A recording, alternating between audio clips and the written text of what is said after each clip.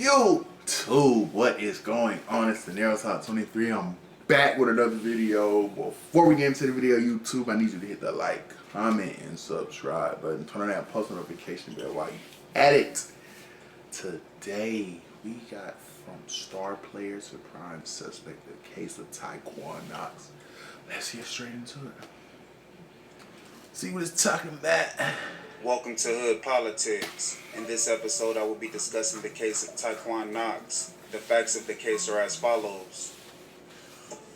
On Saturday, September 2nd, 2006, a group of friends went to the El Dorado bowling alley. Among the group was Ebony White, Amber Mize, Christina Henry, and Christina's boyfriend, Donovan Diaz. Shortly after midnight, the group left the bowling alley. As they walked across the parking lot, Christina saw a friend from middle school named Ryan Bedden. The two spoke for a second, and the group continued making their way to the car. When Christina and Donovan made it to the car, two men approached them. One of the men said, "What you got? Give it to me." When Donovan replied that he didn't have anything, the man cocked the gun and demanded Donovan give him what he had or he would kill him. The other man said they wanted everything, including their sidekicks, which were a popular type of cell phone at the time. Christina, let's pause it.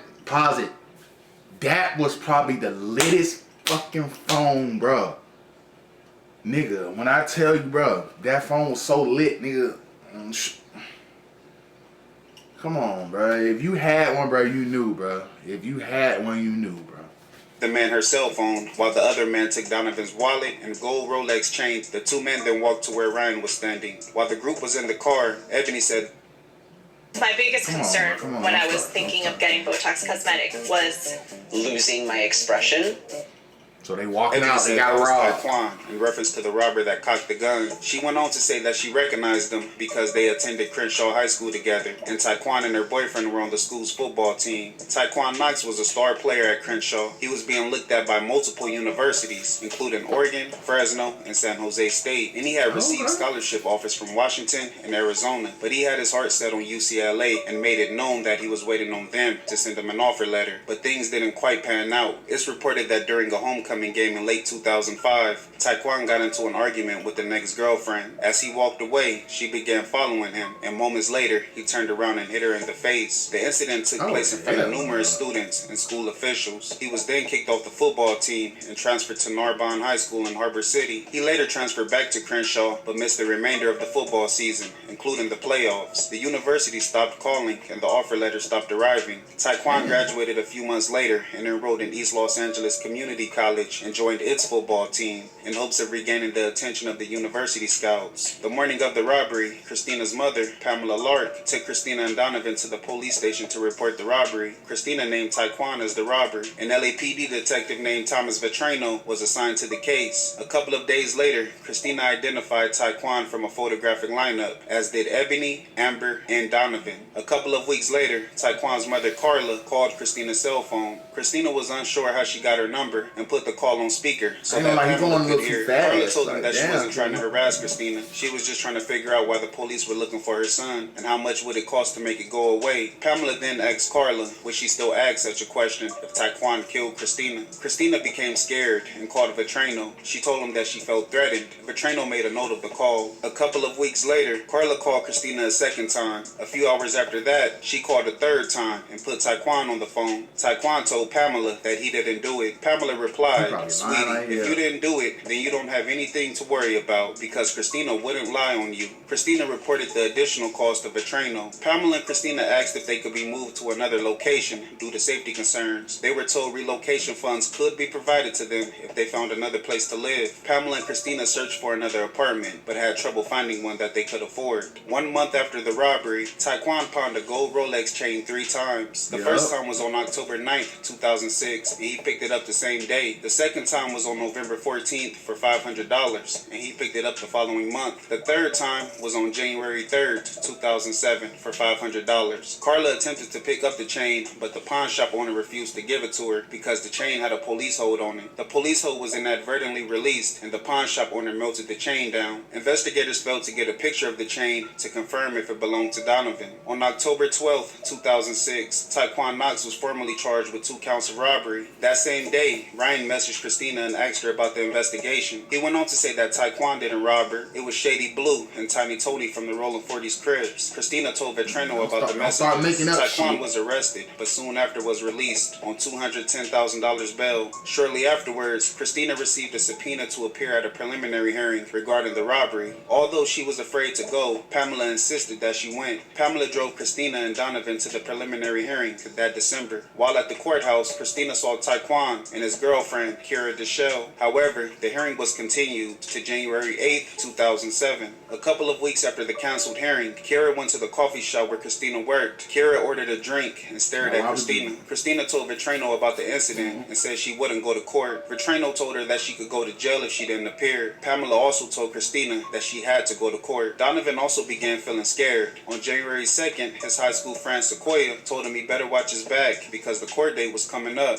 Pamela, Christina, and Donovan were all on edge. They knew that the threats were credible and that they could be in danger, but they had no idea how far things would go. On the morning of Thursday, January 4th, 2007, Pamela and Christina were at their apartment on Marvin Avenue. Due to the threats, Pamela didn't want Christina to be home alone or travel alone, so she insisted that her son wake up early and get Christina a ride to Santa Monica College, where she was taking nursing classes. Christina's brother drove her to school at around 7 a.m. At around 9 a.m., Pamela left the apartment, along with her relatives, 17-year-old Deshanae and 2-year-old Gregory. Pamela tossed a bag of trash into the dumpster and began walking to her car when she noticed one of Gregory's toys had fallen on the ground. She bent down to pick it up and continued making her way to the car. Moments later, a masked man dressed in all black and armed with a handgun suddenly appeared. The man approached her and said, "The purse, lady." Pamela said, "Please, sir, there's nothing in it." The man demanded the purse again, and as Pamela was replying, he opened fire, striking her a total of 5 times. Pamela fell to the ground with her purse and Gregory's toy still clutched in her hands. The man then fled the scene without taking anything. Pamela was transported to Cedars-Sinai Medical Center, where she was pronounced dead. She was 49 years old. Pamela's brother-in-law, Michael Slider, was an LAPD detective.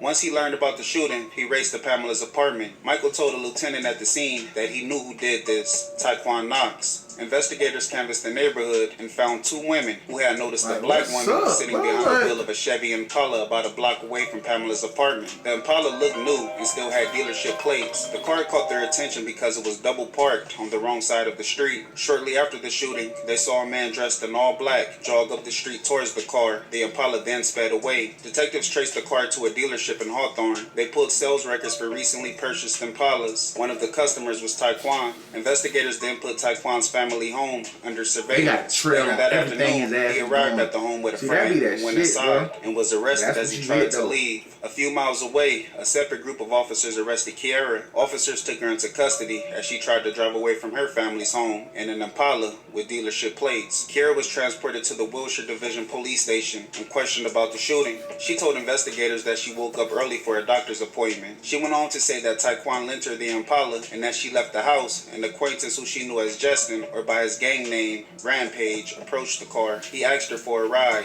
She agreed and dropped him off near Washington Boulevard. She said she fell asleep in the car and awoke when Justin returned a few hours later. Detectives knew that Kiara was lying. They believed that Taekwon was the shooter and that she was covering for him, but Kiara stuck to her story and wouldn't budge. At one point, Taekwon had been escorted to a nearby interrogation room. Kiara yelled that she loved him and that she didn't tell the police anything. She continued yelling, "They're trying to say that you set it up, but I don't know what they're talking about, so don't let them lie." Taekwon replied, "Girl, chill out." About 12 hours after the arrest, Kiara's parents showed up to the police station and met with investigators. A detective laid out the situation.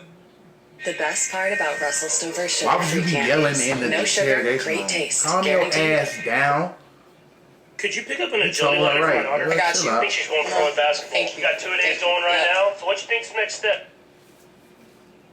The situation and urged them to talk some sense into her. Kiara was an honor student and had recently graduated from Crenshaw High with nearly perfect grades. She had also earned an academic scholarship to UC San Diego and was even wearing a UC San Diego sweatshirt during her interrogation. Her parents saw Taekwon as a thug who would someday get their daughter in trouble and had been urging Kiara to end the relationship, but she rebelled. They knew what was going on with Taekwon and his family for a while. She had even went as far as tattooing Taekwon's name on her wrist. Kiara's mother cried as her father looked at her and said, "I told told you to stay away from Taekwon, but you didn't want to listen. Now look at your situation. He continued, we're looking at writing to you in prison for the rest of your life, or until they stick a needle in your arm and kill you, because these people are talking about giving you the death penalty. What? Your father then urged her to tell investigators the truth. Shortly afterwards, Kiera decided to speak to investigators again. She told detectives that Taekwon had been in the car. She said he picked her up and later told her to get into the driver's seat. Kiera said she believed Taekwon was in line for a football scholarship and was worried that the robbery charge might derail his plans. She also told them that Taekwon sent her to Christina's job at the coffee shop. Taekwon and Kiera had been near Pamela's apartment for hours, waiting for Christina to show up, but when she didn't, Taekwon settled for Pamela. Taekwon and Kiera were charged with murder for the death of Pamela Lark, and Taekwon was also set to face trial for the robberies. Kiera accepted a 7-year plea deal in exchange for her testimony against Taekwon. The trial began in late 2009. The prosecutor in the case was a woman named Danette Myers. Danette told the court that Taekwon robbed Christina and Donovan and then began a campaign of threats and harassment in order to get them to drop the charges. And as the trial date moved closer, he decided to kill Christina in order to prevent her from testifying. Taekwon and Kiera had sat outside of Pamela's apartment waiting for Christina to emerge. The couple didn't see her when she left for school. Shortly afterwards, Taekwon exited the Impala and walked down the street towards Pamela's apartment building. Witnesses didn't see where Taekwon came from, which inferred that he already had been hiding nearby. Kiera was the prosecution's star witness. She testified that on the morning of the crime, she called Taekwon to wake him up. The two then met and drove to Pamela's neighborhood. She said he was dressed in all black and armed with a handgun. She went on to say that he exited the car and returned a few hours later. He got into the car and reclined the seat to avoid being seen and told her to drive. The trial seemed like a layup for Danette, but things took an unexpected turn. On the day prior to testifying, Kiera acknowledged that she had earlier plotted to kill Christina with another man and that Taekwon knew nothing of the plan. The defense attorney during the trial was a man named John Sweeney. Sweeney told the court that Taekwon was innocent of the robberies and murders. He stated that Kiera was madly in love with Taekwon and would go to great lengths to set up the murder. He went on to say that he believed her jesting story and she only changed it to include Taekwon after being pressured by detectives. Kiera's contradicting stories caused jurors to become mistrustful of her and her testimony. The trial ended with a deadlocked jury and the judge declared a mistrial. The verdict on the robbery was 9-3 in favor of guilt. The verdict on the murder was 8-4, also in favor of guilt. The district attorney's office quickly decided to retry him, and just like the first trial, the second trial also ended in a deadlocked jury, in huge part due to Kiera's inconsistent testimony. Meanwhile, Pamela's brother-in-law Michael was involved in his own controversy. He had grown furious with investigators due to their reluctance to protect Pamela and Christina. He cited that detectives withheld witness assistance funds from Pamela until she could prove that she would use the money appropriately, and then turned around and quickly provided cash for Christina after Pamela was killed. Michael also felt that Taekwon's bond should have been revoked after the reports of threats and harassment, and he should have been rearrested on witness intimidation charges. He went on to say that if the bail had been revoked, Taekwon wouldn't have been free and able to commit the murder. Michael said he began seeing his family crumble after the murder and printed out the case file just to have a record of what happened. The family hired an attorney and filed a lawsuit against the LAPD. Michael gave the case file to the attorney in order to help make a negligence case against the detectives. LAPD officials quickly learned that Michael leaked the internal document and launched an investigation. They later found him guilty of misconduct and made him an offer. If the family dropped the lawsuit and he acknowledged that he broke department policies, he would only be given a 5-day suspension. Michael refused their offer and the department felt like he could no longer be trusted. A judge later dismissed the family's lawsuit, citing that detectives acted appropriately and had no special obligation towards Pamela because she was not the witness in the case. In March of 2010, the LAPD disciplinary panel decided to fire Michael. He was a 22-year veteran of the force. The district attorney's office decided to try Taekwon for a third time. This time, Danette decided not to include Kiera's testimony, but instead focused their case on motive,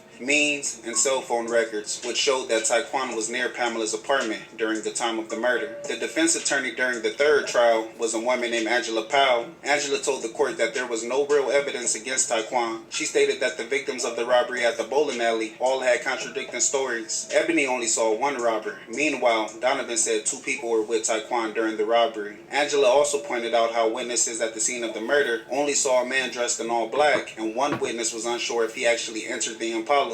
Ultimately, Taekwon Knox was found guilty of murder for the death of Pamela Lark, with the special circumstance of lying in wait. He was also found guilty of robbery and witness intimidation. On Tuesday, November 8, 2011, Taekwon Knox was sentenced to life in prison without the possibility of parole. The district attorney's office revoked Kiera's plea agreement and decided to pursue murder charges. Kiera Kiera later pled guilty to second-degree murder for the death of Pamela Lark, as well as attempted robbery. After 6 years of lying, Kiera confessed to the crime. She admitted to driving Taekwon to Pamela's neighborhood, fully aware that he planned to kill Christina. She watched him exit the car and then played the role of getaway driver when he returned. On Thursday, April 4th, 2013, Kiera Deschelle received 19 years to life in prison. In 2019, there was a change to the felony murder rule. Prior to the change, the rule stated that if someone was killed during the commission of a felony, all accomplices would be charged with the murder, regardless of their role in the crime. The new rule stated that an accomplice must be a major participant in the killing that occurs during the felony, or help facilitate the killing in order to be charged with the murder. In March of 2021, Kiera was back in court. Because Kiera had plotted to kill Christina, not Pamela, a judge found that she could not be charged with the killing. She was resentenced on the attempted robbery charge and sentenced to time served. She was released from custody shortly afterwards. Pamela's family was furious. Her sister Karen asked the court, since they mistakenly killed Pamela, that just nullifies everything.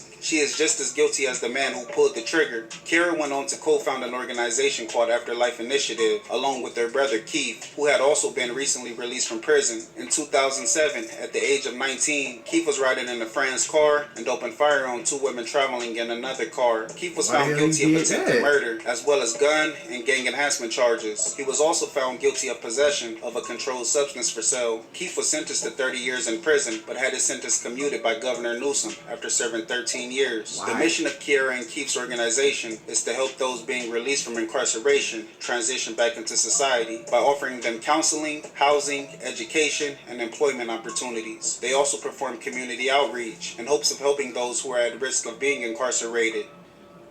I want to thank you guys for tuning in. That was Please crazy like, comment, and subscribe. What the hell?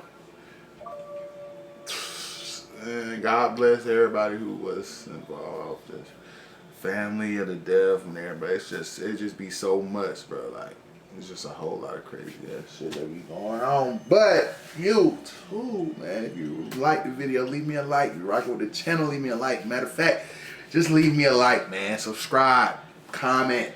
Catch me on the next one.